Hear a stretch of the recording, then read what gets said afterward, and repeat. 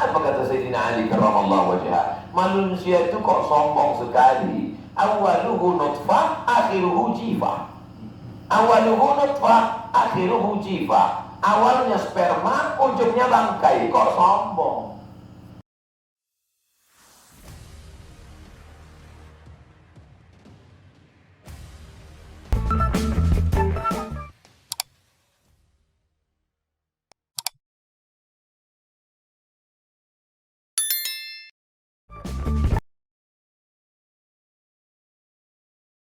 Kita semua dimuliakan Allah Subhanahu wa taala. Tadabbur ayat surat Ali Imran 102. Ayatnya selalu dibaca oleh khatib hari Jumat. Al-Imran 102 dan seterusnya. A'udzubillahi minasyaitonir rajim. Idza qara'tal Qur'an, kalau mau baca Quran fasta'in billah, mintalah perlindungan kepada Allah. Kenapa? Karena boleh jadi syaitan akan membawa kita kepada yuharrifunal kalima an mawadhi'i, meletakkan ayat tidak pada tempat. Syekh Sya'rawi tidak menyebut yang dia sampaikan itu tafsir, tapi yang dia sebutkan khatara. Yang bila kata khatara, lintasan-lintasan dalam hati yang suci, yang bersih. Mukjizat sudah putus dengan meninggalnya Nabi Muhammad SAW. Wahyu sudah berhenti, tapi ada ilham yang dibisikkan oleh malaikat. Kalau kita berada di tempat yang suci, didoakan malaikat Allahumma fir lahu warhamhu, dalam keadaan suci, berwudu dengan makanan yang suci, maka Allah berikan bisikan-bisikan yang suci. Berada di tempat yang kotor, makan kotor, maka datang bisikan setan, disebut dengan waswasatus syayatin. Kalau bersih disebut dengan ilham. A'udzubillahi minasyaitonir rajim. Ya ayyuhalladzina amanu, ya ayyuhalladzina amanu taqullaha haqqa tuqatih wa la tamutunna illa wa antum muslimun. Iman, takut, Islam, orangnya muslim. Tiga satu paket. Pertama, iman. Ya ayyuhalladzina amanu, hai orang-orang yang percaya. Kalau sudah percaya, pasti takut. Ittaqullah, takutlah kamu kepada Allah. Menselaraskan antara percaya dan takut, ada ilustrasi yang sangat indah diceritakan oleh Syekh Nawawi Al-Battani. Bangga kita, Imam Nawawi 7676. Sedangkan yang dari negeri kita Nusantara, Nawawi Al-Battani. Nama tafsirnya Marah Labid Kashfi Ma'anil Quranil Majid. Kata beliau begini, ada seorang dokter ngasih tahu kamu sakit. Kamu ini sakit, kata dokter. Percaya kita kepada ucapan dokter itu bahwa kita sakit, percayanya itu disebut dengan iman. Lalu kemudian setelah dokter mengatakan kamu sakit, maka kamu jangan makan ini. Ini pantang, nanti penyakitnya makin parah. Takutnya kita sehingga kita tidak tak jadi kita makan itu, maka itu disebut dengan takwa. Takwa atau takut. Simpel saja dia menjelaskan. Jadi ulama itu bagaimana mensederhanakan yang ribet, jelimet, susah, payah, mudah dicerna. Itulah ulama. Bilisannya qaumihi, dengan bahasa kaumnya. Sekarang tidak. Sekarang ini masyarakat lain makin susah dipahami. Itu disebut orang berilmu, intelektual, sarjana muslim. Makin payah dipahami bicaranya, makin sulit dipahami isi kalimatnya. Itu disebut dengan orang berilmu. Padahal dulu tidak. Nabi Muhammad SAW dia dulu di situ ada orang paling cerdas, Sayyidina Ali. Di situ ada budak hamba sahaya miskin Bilal bin Rabah, tapi semuanya bisa paham ucapannya. Jadi bagaimana kita menyederhanakan sesuatu yang simpel, yang sulit, yang ribet, yang jelimet, yang susah, yang payah. Syekh Nawawi Al-Bantani membantu kita untuk mudah memahami antara iman dan takwa. Kalau sederhananya untuk zaman sekarang, kamu kena penyakit diabetes. Percaya kita ucapan dokter itu bahwa kita kena penyakit diabetes, percayanya itu iman. Karena Bapak sudah kena penyakit diabetes, jangan banyak minum teh manis, jangan banyak minum gula, jangan makan yang mengandung gula. Takutnya kita sehingga tidak kita minum teh, tidak minum kopi, tidak minum yang manis-manis. Takutnya itu disebut dengan takwa. Jadi kalau ada orang sudah periksa ke rumah sakit, diperiksa urinnya, lalu kemudian pulang dari situ, dia tetap juga makan manis-manisan. Lalu kemudian periksa sekali lagi, kata dokter, kau percaya sama saya? Percaya? Kenapa kau makan juga yang manis ini? Cuma ada apa? Aku tak tahan juga. Jadi kalau begitu hampa kepercayaannya itu. Bukan makin suka dokter, makin marah dia. Berarti menyepelekan ilmu dia. Begitulah orang yang mengaku beriman tapi tidak bertakwa. Kira-kira penjelasan saya ini mudah tak dipahami? Itu alladzina amanu taqullaha haqqa tuqatih. Setelah orang tadi percaya, dari percayanya datang takutnya, barulah dia bisa berserah diri kepada Allah. Aku percaya kepada ilmu kau dokter, bahwa kau ilmu kau hebat, bahwa kau tahu aku kena penyakit. Karena aku percaya, maka aku ikut apa yang kau katakan. Aku takut penyakit ini berlarut-larut, nanti bisa amputasi. Setelah itu, kuserahkan semuanya. Apapun kata kau, aku ikut. Kuserahkan semuanya hidup di kepada kau dokter. Kau bilang banyak olahraga, aku ikut. Kau bilang makan banyak makan buah, aku ikut. Kau bilang harus banyak meditasi supaya pikiran tenang, aku ikut. Apapun yang kau katakan, kuserahkan hidupku ini semuanya kepada kau dokter. Penyerahan diri seutuhnya itu disebut dengan Islam. Orangnya Muslim. Makanya tadi dalam sholat kita katakan, wajahtu wajhiyya lillazi fatara samawati wal arda. Aku hanya menghadapkan wajahku kepada Dia yang menciptakan langit dan bumi. Hanifan, aku mereng condong kepada Dia. Musliman, aku hanya berserah diri kepada Dia, tidak berserah diri. Aku hanya berserah diri kepada engkau dokter. Tak kuserahkan diriku kepada lawyer, tak kuserahkan diriku kepada si fulan. Aku hanya berserah diri kepada engkau. Semua berawal dari percaya. Setelah percaya datang rasa takut. Setelah datang rasa takut, barulah berserah diri kepada Tuhan. Kenapa Ustaz tidak langsung aja kepada Allah?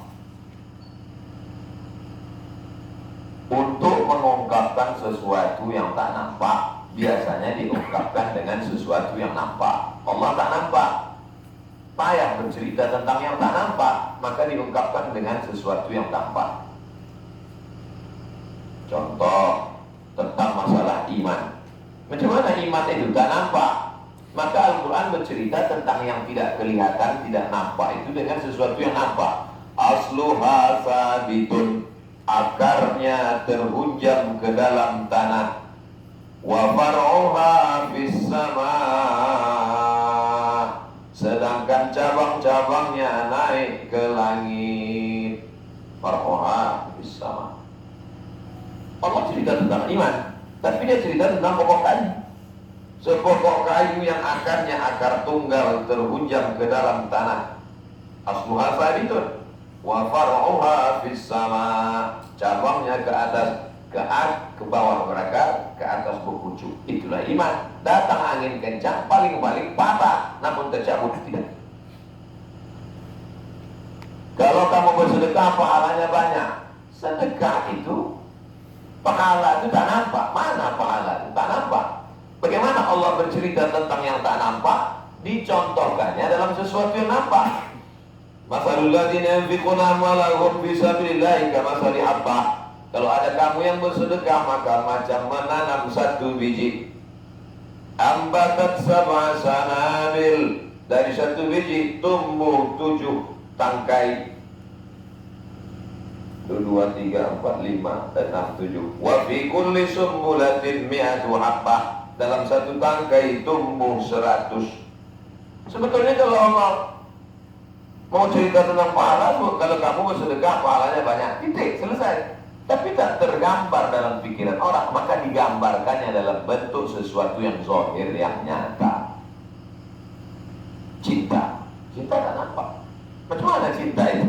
Maka orang ketika bercerita tentang cinta diumpamakannya dengan sesuatu yang nampak, yang kelihatan, yang bisa ditangkap panca indera. Cintamu bak air di daun keladi, airnya tumpah tak berbekas. Kenapa usah tiba-tiba ingat daun keladi? Semalam kita naik banjir, naik keladi. Sudah berapa banyak air itu yang lalu di tepi sungai, tapi daun keladi tak basah. Untuk menunjukkan sesuatu yang tak berkesan, diumpamakan dengan sesuatu yang zahir. Begitulah Allah Ta'ala mengumpamakan. Metode itulah yang dipakai oleh Syekh Nawawi Al-Battani. Cerdas ulama kita itu, luar biasa. Syekh Nawawi Al-Battani sezaman dengan Syekh Muhammad Khatib Al-Minkabawi, sehidup sezaman. Meninggal lebih dulu Syekh Nawawi, setelah itu baru Syekh Muhammad Khatib. Syekh Muhammad Khatib meninggal 1916. Tapi Snop Horgroni yang merubah namanya menjadi Abdul Ghafur, waktu dia 6 bulan di Makkah itu didekatinya 2 ulama ini. Main-main dia ke Syekh Ahmad Khatib, pura-pura dia juga main juga ke Syekh Nawawi Al-Battani. Cuman kesan dia, kata dia tak begitu suka dengan Syekh Ahmad Khatib. Kata dia Ahmad Khatib ni, akhirnya dia ejek Ahmad Khatib. Kata dia Ahmad Khatib ini bisa jadi Imam Masjidil Haram karena faktor kedekatan dengan Syarif Makkah. Benci dia. Tapi apa maknanya? Sebelum dia datang ke Nusantara, didekatinya dulu 2 ulama Nusantara yang besar. Satu orang Sumatera, Ahmad Khatib. Satu orang dari Banten, Nawawi Al-Battani. Begitu seriusnya dia ingin merusak pikiran umat Islam di Nusantara. Akhirnya datang dia di obok-oboknya Aceh. Saya ingin kita tidak hanya belajar Al-Quran, tapi secara semua aspeknya, aspek psikologisnya, aspek sejarahnya, sehingga semuanya dapat sesuai kemampuan kita. Setelah kita percaya kepada yang tak nampak itu, lalu kemudian datang rasa takut kita, lalu kemudian kita serahkan semua hidup kita kepada Dia, tidak lagi melawan. Kalau ada orang, saya percaya saya sama Allah itu, percaya saya sama Allah, disuruhnya saya tak mau, disuruhnya ini, dilarangnya insya Allah saya ini. Tapi kalau masalah harta warisan saya, Pak Ustaz, tolonglah saya ngurus sendiri, janganlah diurus-urus Tuhan. Ini kan zaman tak sama seperti zaman Nabi Muhammad. Berarti kau tidak Islam. Karena makna muslimat, kuserahkan utuhnya semuanya, total kudukhulu fisilmi kafah. Dari masalah jilbab, masalah harta warisan, masalah bagaimana menjalani hidup, kuserahkan semuanya. Sekarang kita balik mundur ke belakang. Kenapa orang tidak menyerahkan semuanya kepada Allah hidupnya? Karena dia tidak takut. Kenapa dia tidak takut? Karena dia tidak percaya.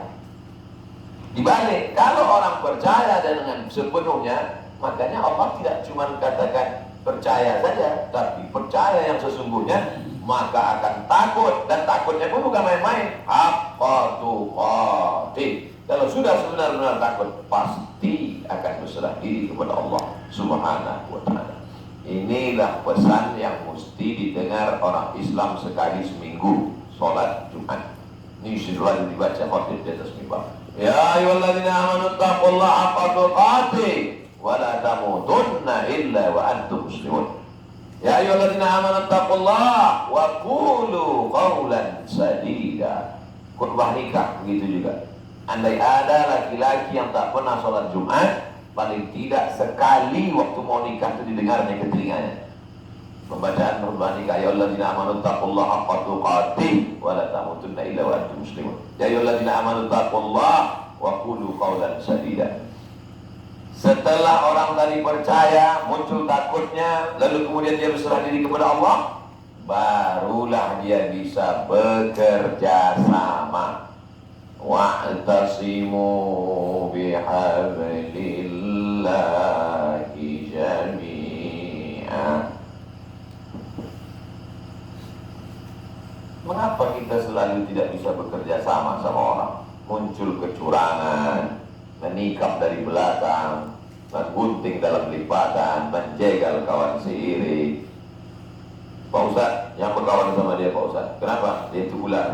Kalau Ustadz jumpa dia sama jumpa ular, bunuh dia dulu. Sampai begitu bencinya orang. Kenapa? Kenapa kita tidak bisa bekerja sama?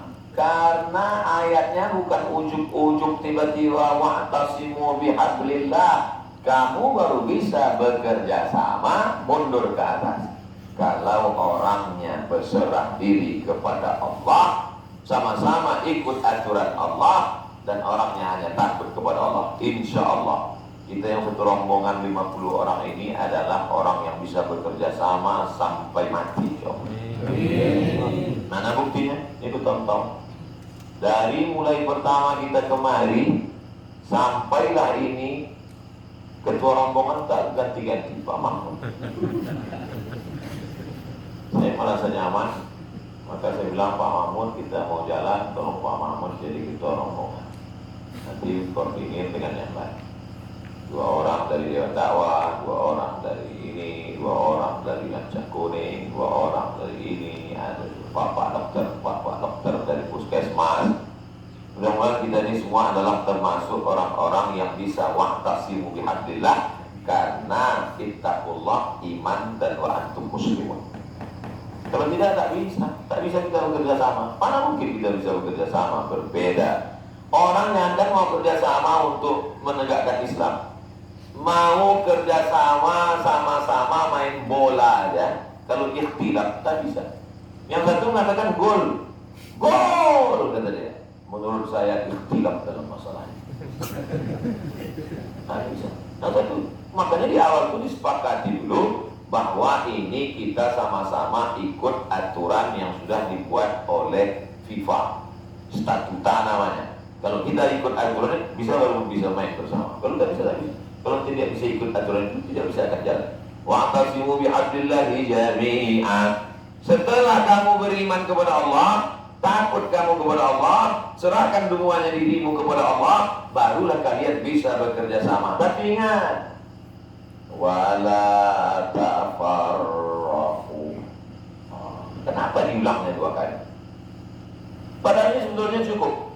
Bekerja samalah, berpegang teguhlah kamu dengan tali Allah. Yang dimaksud dengan tali Allah Islam. Yang dimaksud dengan Islam itu Quran Sunnah. Jami'an semua. Wala tafarraq. Karena ada orang yang sudah bekerja sama, tapi kemudian dia berpecah belah. Sebab apa? Materi. Menguji emas dengan api. Mana tahu nanti kita mencangkol-cangkol, tiba-tiba dapat hitam. Apa nih Ustaz? Hitam emasnya nih Pak Ustaz. Coba kita bakar dulu. Bakar dengan. Kalau kita bakar dengan api menyala, tiba-tiba meleleh dia, kuning, bawa pulang. Kita jual di Ramayana. Emas itu. Tapi kalau udah kita bakar sampai sore nanti tetap hitam, tinggalkanlah. Batu gilingan itu banyak di dekat batu. Kenapa wala tafarraqunya setelah wa'tasimu? Karena ketika sebelum wa'tasimu tak nampak. Nampak saya, bapak menengok saya dari jauh, nengok Ustaz Somad dari jauh, macam gunung Himalaya yang indah bersalju di atas berbunga-bunga. Begitu kita berkawan akrab dekat, ceramahnya yang mantap ternyata. Akhlaknya muat aja itu dengan Ustaz Somad. Cukuplah sekali jalan kita lama ini. Habis rupanya duit pabrik Akbar kemarin, belikannya ke minyak mobilnya. Wala tafarraqu. Yang berjalan. Kenapa? Karena orang setelah berjalan bersama wa'tasimu bihablillah, barulah muncul gesekan, clash, muncul. Inna syaitana qad ya'isa an ya'budahul musallun. Sunan Tirmidzi. Setan sudah putus asa kalau melihat orang sholat. Begitu setan melihat kita sholat, setan sudah putus asa untuk menggoda kita. Sembahlah aku, kata setan. Dia sudah putus asa. Walakin fit tahrish, tapi ditanamkan yang permusuhan ke dalam hati kita. Dalam hati kita ini ada gesekan. Dalam hati kita ini ada mulai macam-macam gitu. Makanya dipesankannya wala tafarraqu. Amar nahi. Amar wa'tasimu. Berpegang teguhlah. Kalau udah berpegang teguh, berjalan bersama, jalan-jalan kita kemari bersama, membawa bantuan bersama, dengan misi yang bersama, walaupun dengan personel berbeda, dari ormas berbeda. Selesaikah? Belum. Wala tafarraqu. Tapi orang mesti diingatkan tentang masa lalu. Bagaimana caranya? Wazkuru ni'matallahi 'alaikum. Wazkuru ni'matallahi 'alaikum. Idh kuntum a'da'a fa'allafa baina qulubikum fa asbahtum bi ni'matihi ikhwana. Wazkuru, memori masa lalu karena orang lupa. Makanya tadi malam ini dulu yang saya ingatkan. Ingat sahabat-sahabat, dulu kita pertama kali datang kemari gelap, sekarang sudah terang. Ingat kawan-kawan, dulu lantainya pasir kasar, sekarang sudah keramik. Ingat kawan-kawan, dulu kita datang kemari sempit, sekarang sudah lapang. Dulu kita numpang tidur sebagian di rumah Pak Yahya, sekarang kita udah bisa di sini. Ingat dulu kita turun ke bawah, sekarang tak lagi takut turun ke bawah, sudah di atas. Ingat dulu lampunya 5 watt, sekarang sudah besar. Orang perlu diingatkan lagi karena orang kena penyakit lupa. Alam yakun nutfatan min maniyyin yumna. Bukankah dia diciptakan dari air yang hina? Summa yakunu 'alaqatan fa khalaqa fa sawwa. Dari air yang hina itu lalu diciptakan Allah, dia menjadi mulia. Alaysa dzalika biqadirin 'ala ayyihil mauta? Apakah Allah tak sanggup kalau dia dimatikan lalu dihidupkan Allah lagi sekali lagi? Itu kan sebenarnya mengingatkan kita tentang dari mana asal muasal kita. Apa kata Sayyidina Ali karramallahu wajhah? Manusia itu kok sombong sekali. Awaluhu nutfah, akhiruhu jifah. Awaluhu nutfah, akhiruhu jifah. Awalnya sperma, ujungnya bangkai. Kok sombong? Tapi ini dibawa ke negeri Islam depan-depan pejabat. Pejabat, awal kalian sperma, ujung kalian bangkai. Artinya apa? Orang ini diingatkan lagi. Ada orang merantau ke suatu kota, sekarang tiba-tiba dia udah kaya, udah hebat, sombong dia. Orang yang kenal ini mama yang ada di situ mengingatkan dia. Kok dulu kan datang sini miskin kan, susah kan, kok sombong sekarang? Diingatkan lagi. Setelah bersama muncul sombong, muncul ego. Wazkuru ni'matallahi 'alaikum. Iz kuntum a'dan. Dulu kalian bermusuhan, berkelahi. Dan sekarang kalian menjadi bersaudara bersama-sama dalam rombongan tolong talang 2020 ini. Siapa yang menyatukan kalian? Fa'allafa, dia yang menyatukan. Baina qulubikum fa asbahtum bi ni'matihi ikhwana. Sekarang kamu sudah menjadi ikhwan. Kita bersaudara. Bersaudara bukan karena harta, bukan karena jabatan. Kita bukan orang politik, kita bukan orang ekonomi. Kita bersaudara karena fa asbahtum bi ni'matihi. Kamu bersaudara karena nikmatnya. Nikmat yang mana? Al-yawma akmaltu lakum dinakum wa asmamtu alaikum ni'mati. Nikmat itu ini maksud Allah. Wa asmamtu alaikum, kusempurnakan pada kamu ni'mati. Apa itu? Wa raditu lakumul Islam. Karena Islamlah kita bersaudara. Hari ini terbukti ada yang Batak, ada yang Jawa, ada yang macam-macam. Sampai ada yang bertanya, Ustaz Muhammad, itu kawan Ustaz yang dari Jakarta, Pak Ghazali itu orang apa? Tergantung, saya bilang. Ya kalau jumpa orang Jawa bisa jadi Jawa, jumpa Bataknya bisa jadi Batak, jumpa Makassar jadi Makassar. Malam namanya Gonzales, siang Gonzales. Fa'asbahtum bi ni'matihi ikhwana wa kuntum ala syafa hufratin minan nar. Dulu kalian hampir saja sudah di jurang, di tepi, hampir masuk neraka. Fa'anqadzakum minha, tapi Allah menyelamatkan kamu. Kadzalika yubayyinullahu lakum ayatihi la'allakum tahtadun. Begitulah Allah menjelaskan supaya kamu dapat hidayah. Masuk ayat ketiga. Wal takum minkum, wa'tasimu, kerjasama. Wala tafarraqu, jangan menikam di tengah jalan, jangan menggunting dalam limpatan. Yang ketiga, wal takum minkum, wal takum minkum ummatun yad'una ilal khair. Baik. Baik menurut siapa? Menurut Allah. Ya'muruna bil ma'ruf, mengajak kepada buat baik. Wa yanhauna 'anil munkar. Inilah geng kelompok kita. Kita menjadi umat yang terbaik. Kuntum khairu ummah, kamu umat terbaik. Kapan kita menjadi umat yang terbaik? Kalau kita melakukan tiga. Ta'muruna bil ma'ruf, wa tanhauna 'anil munkar, wa tu'minuna billah. Pertemuan kita di Tolong Talang ini karena mau melakukan ta'muruna bil ma'ruf wa tanhauna 'anil munkar. Tapi ini tidak bisa dilakukan one man show, sendiri-sendiri tak bisa. Maka kita mesti bekerja sama. Kawan kita bekerja sama itu siapa? Orang yang berserah diri pada Allah, takut kepada Allah, dan percaya kepada Allah. Barulah kita bisa jalan bersama. Kalau tidak, sudah lama kita bubar. Alhamdulillah. Ini yang keberapa Pak Muhammad kita masuk bersama-sama?